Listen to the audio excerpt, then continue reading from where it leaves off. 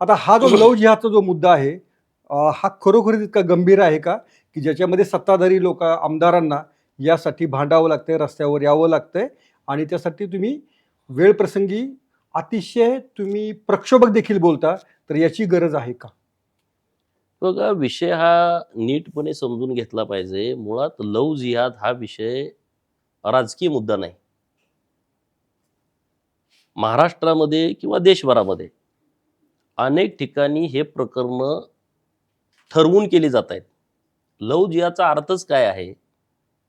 प्रेमाचं फसवं जाळं टाकून त्या मुलीला प्रेमाच्या जाळ्यात ओढायचं आणि एकदा जाळ्यात ओढल्याच्या नंतर मग तिचं धर्मांतरण करणे, वेगवेगळ्या पद्धतीनं तिची हॅरॅसमेंट करणं, याला लव्ह जिहाद म्हणायचं आहे. आणि त्यामुळं शहरामध्ये ही प्रकरणं होत होती इथंपर्यंत ठीक आहे. गावाकडच्या मुलींना सुद्धा फेसबुकवरनं सर्च करून, आता माझ्या तालुक्यातली एक मुलगी जी बेंगलोरमध्ये राहते आणि तिला अहिल्यानगर मधल्या पाथर्डीतल्या मुलांनी ट्रॅप केली. कसं काय सांगा? अच्छा. आता मागच्या 2-3 महिन्यापूर्वी गोमेवाडी नावाचं गाव आहे आमच्या इथं. एक अतिशय सुंदर मुलगी, जयसिंगपूरमध्ये तिचे मामा आहेत, तिच्या घराच्या शेजारी तो पोरगा एकदम उघड्यावर राहतोय. तिथं ते गॅरेजचं काम करतोय. वेल एज्युकेटेड मुलगी आहे. तिला फसवलं. आता त्या आईनं, त्या वडिलांनी नेमकं करायचं काय? अरे रोज तुम्ही चॅनलवरती प्रकरण बघताय, लोक आता बघतात ना. पूर्वीसारखी परिस्थिती राहिली नाही. आता एखाद्याला कुणाला काय माहिती घ्यायची म्हटली जगभरात, मोबाईलवर लगेच मिळते. आणि आता कुणाला स्मार्टफोन नाही असा माणूस क्वचित एखादा दुसरा असेल. म्हणजे शेतामध्ये काम करणारी आमची भगिनी सुद्धा जगातल्या आणि देशातल्या गोष्टीची अपडेट ठेवते. कारण आता आपल्याकडं शेतात काम करणारा माणूस सुद्धा कमीत कमी ग्रॅज्युएटच आहे. बरोबर. कारण आता ती परिस्थिती नाहीच. पहिलीत पोरग घातलं का किमान त्याची 12वी तर होतेच. पूर्वीसारखी जी परिस्थिती राहिली नाही. त्यामुळं ही जी प्रकरणं आहेत, लोकांना वाटते बाबा ना आम्हाला काहीतरी इथं वातावरण दूषित करायचं आहे, हिंदू मुसलमान करायचं आहे, मुस्लिमांच्या विरोधामध्ये आम्हाला बोल, अशी परिस्थिती नाही. त्यामध्ये सगळी जेवढी प्रकरणं मी स्वतः बघितली, मी अहिल्यानगर जिल्ह्यामधल्या 20 मुलींना अशा भेटलो. 3 दिवस वेळ काढून गेलो. ती कुठं म्हणजे जाहीर काहीच नव्हतं. तुम्ही तुमचे बरेच सगळे संबंध त्यांना विचारा तुम्ही. मी राहुरीमध्ये गेलो, कोपरगावमध्ये जबाबदारी दिली, तिकडे मी गेलो. त्या मुलींना भेटायचं किंवा त्यांच्या आई वडिलांना भेटायचं. कुणाची आत्महत्या झाल्या, कुणाला काय झालंय, त्यांची स्टोरी ऐकल्याच्या नंतर आपल्या लक्षात येईल की हे सगळं ठरवून चाललंय. हे आपण म्हणतो प्रेम, प्यार वगैरे असं काही नसतं. हे बघा, त्या मुलींना काहीच माहित नसतं. आता तुम्ही नात्यापुत्याचं उदाहरण घ्या. दक्ष नावाचा तो पोरगा होता असं त्या मुलीला सांगितलं. मग तो दक्ष होता का? नाही. आता त्या मुलीचे चुलते आले होते मगाशी मला, आता इथं भेटले मी सासवडला मोर्चाला गेल्यानंतर. ते म्हणते त्या मुलीला आधार कार्ड पण दाखवलं त्यानं.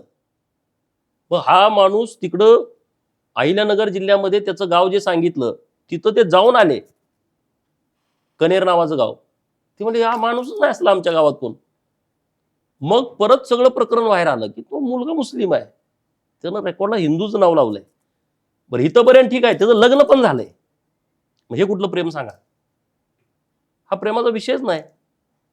आज जे प्रकरण बाहेर आलं, नाशिक पोलिसांनी काढलं, नाशिक पोलिसांची दुपारी प्रेस झाली, कॉर्पोरेट जिहाद जो विषय आहे, त्या मुलीची स्टोरी आहे का?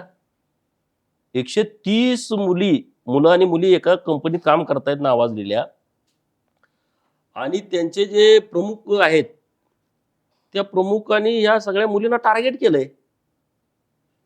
त्यांना इंटरव्ह्यू घेताना पासून ट्रॅप, तुला घेतो, त्याच्यावरती प्रेशर, त्याच्यावरती प्रभाव, साहेबामुळेच माझं काम झालंय. परत मग सुट्टीच्या बद्दल, मग तुला सुट्टी देतोय, तिला सुट्टी देत नाही. म्हणजे तुझ्यावरती माझं काहीतरी वेगळं काहीतरी लक्ष आहे, वेगळं काहीतरी प्रेम आहे. किंवा उशीर आली तर त्या कंपन्यामध्ये कारवाई करायची पद्धत आहे, त्या कारवाईमध्ये सूट द्यायची. विकेंडला फिरायला आजचं प्रकरण आहे.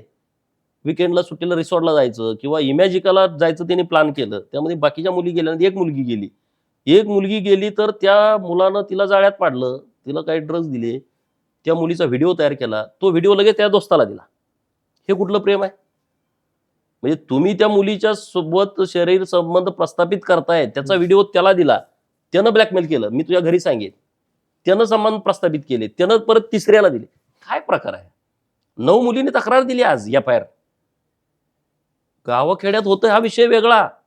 IT सेक्टरमध्ये वेल एज्युकेटेड मुलींना अशा पद्धतीनं फसवलं जातंय. कौतुक केलं पाहिजे नाशिकच्या पोलिसांचं, कौतुक केलं पाहिजे मुख्यमंत्री महोदयांचं, वरिष्ठ पोलीस अधिकाऱ्यांचं. महिला अधिकारी वेषांतर करून त्या मुलींच्या मध्ये गेल्या, त्यांना विश्वासात घेतलं, त्यांना विश्वास दिला आणि केस करण्याला भाग पाडला. आज 9 केस झालेत. दुपारी पोलिसांची फ्रेज झाली, त्यांचं म्हणणं की 20 मुली अशा अन्यायग्रस्त आहेत. ही एक कंपनी आहे. पुणे तर ITचं हब आहे. मुंबई, ठाणे, नवी मुंबई, नागपूर, इथं काय प्रकार घडत असतील? हा कुठला प्रकार आहे? दौर्जन्याचाच प्रकार आहे. सोशल मीडियाच्या भाऊ गर्दीत विश्वासार्हतेने चकाकणारे नाव म्हणजे लेट्सअप मराठी. सगळ्यांना, सगळ्या नागरिकांना ती स्पीच, ती right लेट्सअप आहे. वरील मुलाखती म्हणजे विचारांचा खजिना. त्यानंतरच्या निवडणुकीमध्ये मला सोडून गेले. बातम्या केवळ वस्तुस्थिती सांगणाऱ्या, न प्रोपगंडा, फक्त जनतेचा अजेंडा.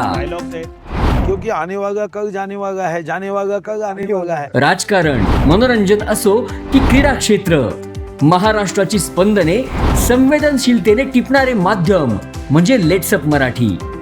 जगासोबत एक पाऊल पुढे राहण्यासाठी लेट्सअपचे ॲप, सोशल मीडिया आणि वेबसाईट सोबत कनेक्टेड रहा.